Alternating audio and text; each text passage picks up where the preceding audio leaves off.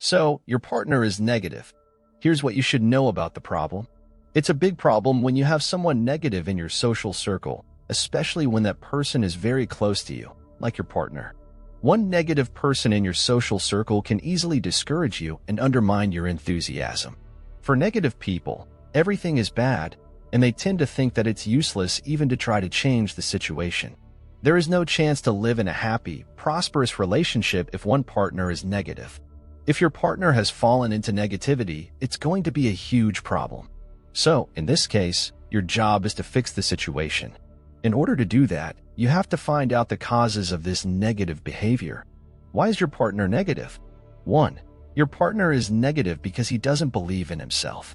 Your partner is weak and has low self-confidence. Because of low self-confidence, your partner doesn't try anything, so he stays passive. Passive people with low self-confidence tend to discourage others from taking action. They don't want others to surpass them. They would like others to stay at their level or even below in all respects.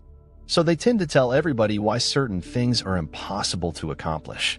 2. Your partner is negative because he surrounds himself with negative people. It can be a coworker, a friend, or a family member.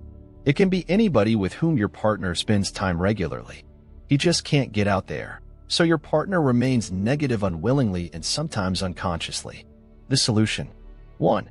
If your partner is negative because of low self-confidence, you should help him. How could you do that? By encouraging and respecting him constantly. But don't expect instant changes. It takes time for your partner to discard his negativity.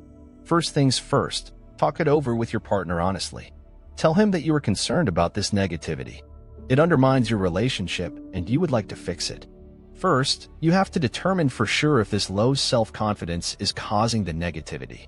In order to do that, you should estimate his self-confidence on a scale of 1 to 10. If you consider that your partner has low self-confidence, then most likely this is the cause of his negative behavior. If it's so, then work with him and use these techniques to improve his self-confidence.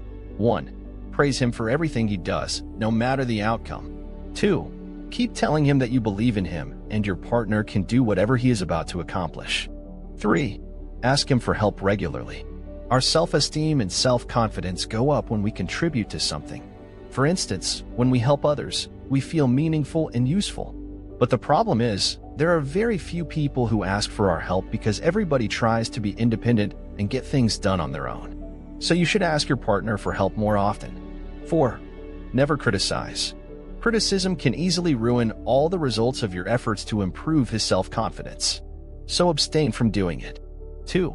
If the cause of the negative attitude is his social circle, then you have to help your partner determine who they are and eliminate their negative influence on him. Talk it over with your partner. Ask if there is anybody who could influence him in a negative way. Offer him to make a list of all the possible negative people around him together. Be positive and respectful. Show your willingness and readiness to help. Let your partner know that you care about him and the relationship between you two.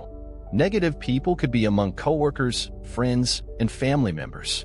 Regardless of who it is, your partner's job is to exclude them from his life as soon as possible. If it's not possible to cut them off, then your partner has to reduce their influence at least. Ask him to try not to communicate with them if circumstances allow it. Remember, it takes time for change to appear, but be patient. It's worth it. It's much better to live with a positive, optimistic partner, isn't it? That's it for today. See you in the next video. Bye.